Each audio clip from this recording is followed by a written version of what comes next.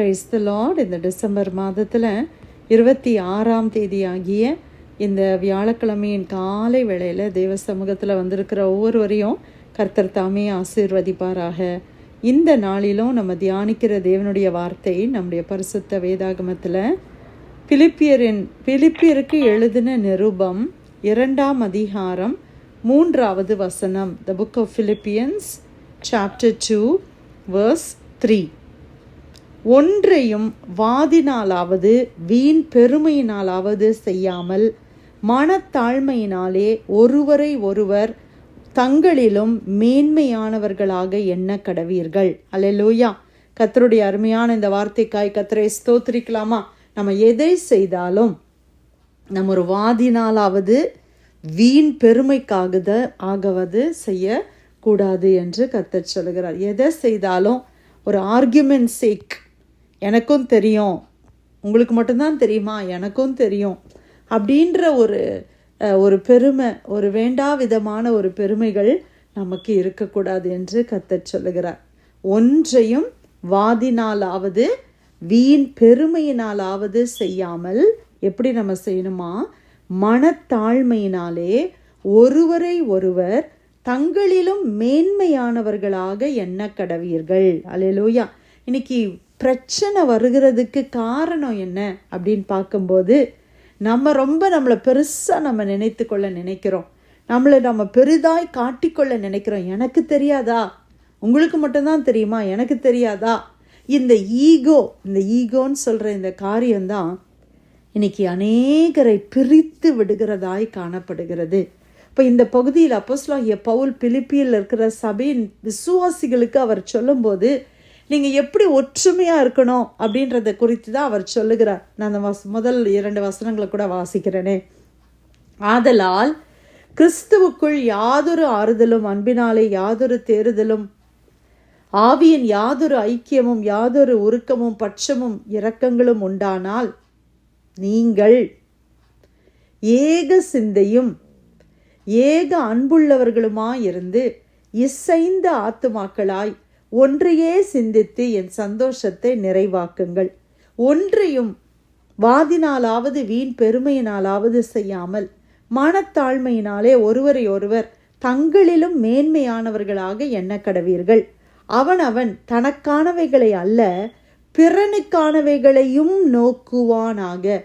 கிறிஸ்து இயேசுவில் இருந்த சிந்தையே உங்களிலும் இருக்க கடவது. அல்லேலூயா. அவர் எப்படி முடிக்கிறார் இல்லையா? இது தொடர்ந்து நம்ம வாசிக்கலாம், டைம் இல்லை. கிறிஸ்து இயேசுவுக்குள்ள ஒரு சிந்தை இருந்துச்சு. அது என்ன சிந்தை? அவர் தேவனுடைய ரூபமாக இருந்தும் தேவனுக்கு சமமாக இருப்பதை கொள்ளையாடின பொருளாக எண்ணாமல் அவர் தம்மை தாமே வறுமையாக்கி அடிமையின் ரூபம் எடுத்து மனுஷ சாயலானார். அவர் மனுஷ ரூபமாய் காணப்பட்டு மரண பரியந்தம், அதாவது சிலுவையின் மரண பரியந்தம் கீழ்ப்படிந்தவராகி தம்மை தாமே தாழ்த்தினார். இந்த சிந்தை கிறிஸ்துவுக்குள்ள இருந்ததான இந்த சிந்தை இன்னைக்கு நம்மக்கிட்ட இருக்குதா? அதை தான் ஆண்டவர் சொல்லுகிறார். கிறிஸ்து இயேசுவில் இருந்த சிந்தையே உங்களிடத்திலும் இருக்க கடவுள். கிறிஸ்து தன்னை குறித்து அவர் பெருசாக நினைக்கல, மற்றவங்களை குறித்து அவர் நினைத்தார். அதே போல் நாமும் பிரியமானவர்களே, நம்மளை விட மற்றவர்களை நம்ம மேன்மையானவர்களாக எண்ண வேண்டும். என்னை விட அவங்களுக்கு அதிகமாக தெரியும், என்னை விட அவர்களுக்கு அந்த உரிமையை நான் கொடுக்கறதுக்கு நான் முன்வர வேண்டும். எல்லாவற்றிலுமே நான் சொல்கிறபடி தான் கேட்கணும். எல்லாரும் நான் சொல்கிறது தான், நான் சொல்கிற இடத்துக்கு தான் எல்லாரும் போகணும், நான் சொல்கிற விதத்தில் தான் எல்லாம் நடக்கணும் அப்படின்றது இல்லாமல் மற்றவங்க ஒப்பீனியன், பிள்ளைங்களாக இருக்கலாம், அது கணவராக இருக்கலாம், மனைவியாக இருக்கலாம், கூட வேலை பார்க்குறவங்களா இருக்கலாம், சபையாக இருக்கலாம், மற்றவங்களையும் மேன்மையாய் என்ன ஆண்டவர் நம்மளுக்கு கிருபை செய்வாராக. எதையுமே வாதினால் நம்ம செய்ய முடியாது. எனக்கு பேச்சு திறமை இருக்குது, நான் ரொம்ப ஸ்மார்ட், அதெல்லாம் நான் பண்ணிடுவேன் அப்படின்னு செய்ய வேண்டாம். வீண் பெருமை வேண்டாம். ஆண்டவர் அதைத்தான் சொல்லுகிறார். பெருமைக்காக நம்ம எதையும் செய்யக்கூடாது. நம்ம அநேகரை பார்த்துருப்போம்ல, ரொம்ப ஷோ ஆஃப் பண்ணுறாங்க, ரொம்ப பெருமையாக பேசுகிறாங்களே அப்படி நம்ம நினைக்கிறோம். அவங்களோட அதிகமான நட்பு கொள்ள அதிகமான பேர் விரும்புவது இல்லை. அப்போது அதைத்தான் ஆண்டவர் இந்த இடத்துல சொல்கிறாரு. எல்லாரும் ஒற்றுமையாக இருக்கணும், எல்லாரும் சமாதானமாக இருக்கணும்னா நம்ம பெருமையான காரியங்களை நம்ம பெருசுப்படுத்தக்கூடாது. எதையுமே பெருமைக்காக செய்யாமல் எல்லாரும் என்னைய புகழணும், என்னைய பார்க்கணும், என்னைய அப்ரிஷியேட் பண்ணணும், எனக்கு லைக்ஸ் கிடைக்கணும், எனக்கு ஃபாலோவர்ஸ் வரணும், எனக்கு சப்ஸ்கிரைபர்ஸ் வரணும், அதற்காக செய்யாமல் மனத்தாழ்மையினாலே, அல்லேலூயா, எதற்காக எப்படி நம்ம செய்யணுமா? மன தாழ்மையினால் செய்ய வேண்டும். தாழ்ந்த ஒரு மனது நமக்கு இருக்க வேண்டும். பெருமைக்காக நம்ம செய்யக்கூடாது. மனத்தாழ்மையினாலே ஒருவரை ஒருவர் தங்களிலும் மேன்மையானவர்களாக எண்ணக்கடவர்கள். எல்லாரையும் மேன்மையானவர்களாக, என்னை விட அவங்கள நான் உயர்வா நான் நினைக்கணும். கணவன் மனைவியை தன்னை விட உயர்வா நம்ம நினைக்கணும். மனைவி கணவனை என்னை விட அவங்கள உயர்வா நான் நினைக்கணும். அப்படின்னா வீட்டில் பிரச்சனை வருமா?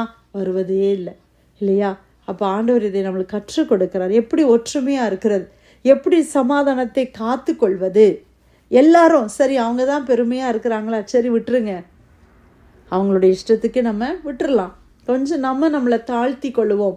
நாம் நம்மளை தாழ்மையாக நம்ம வைத்து கொள்ளுவோம். ஆண்டவர் நிச்சயமாக அந்த கிறிஸ்துவில் இருந்த சிந்தை நமக்கு இருக்க வேண்டும். ஆண்டவர் தன்னை தாழ்த்தினதனுடைய பலன் என்ன? ஆண்டவர் என்ன செய்தாரா? ஆதலால் தேவன் எல்லாவற்றுக்கும் மேலாக அவரை உயர்த்தினார். இயேசுவின் நாமத்தில் வானோர் பூதலத்தோர் பூமியின் கீழானுடைய முழங்கால் யாவும் முடங்கும்படிக்கு பிதாவாகிய தேவனுக்கு மகிமையாக இயேசு கிறிஸ்து கர்த்தர் என்று நாவுகள் யாவும் அறிக்கை பண்ணும்படிக்கும் எல்லா நாமத்திற்கும் மேலான நாமத்தை அவருக்கு தந்தருளினார். இயேசு தன்னை தாழ்த்தினதுனால பிதாவாகிய தேவன் அவரை மகிமைப்படுத்தினார். நீங்கள் உங்களை தாழ்த்தும் போது மற்றவங்களுக்கு முன்னால் நம்ம குறைந்து போகிறோம், நான் பைத்தியக்காரிய மாதிரி இருக்கிறேன் அப்படி நினைக்காதீங்க. ஆண்டவர் உங்களை மகிமைப்படுத்துவார். ஹல்லேலூயா. மற்றவங்களுக்கு முன்னால் ஒருவேளை நம்ம பைத்தியம் போல தெரியலாம், ஆனால் ஆண்டவர் உங்களை மகிமைப்படுத்துவார். அதனால் எதையுமே வாதினால செய்ய வேண்டாம், வீண் பெருமைக்காக செய்ய வேண்டாம். பொறுமையாக தாழ்மையோடு கூட எல்லாரையும் நம்மளை விட மேன்மையாக, என்னை விட அவங்களுக்கு அதிகம் தெரியும், என்னை விட அவங்க நல்லா செய்யட்டும், நான் செய்கிறத விட அவங்க நல்லா செய்வாங்க அப்படின்றத அந்த தாழ்மை நமக்கு இருக்கும்போது நம்ம ஐக்கியமாக இருக்க முடியும், ஒற்றுமையாக இருக்க முடியும், சமாதானமாக இருக்க முடியும், பிரச்சனை இல்லாமல் வாழ முடியும். எல்லாவற்றுக்கும் மேலாக கர்த்தருக்கு பிரியமாய் நம்ம வாழும் பொழுது ஆண்டவர் நம்மளை உயர்த்துவார். ஹல்லேலூயா.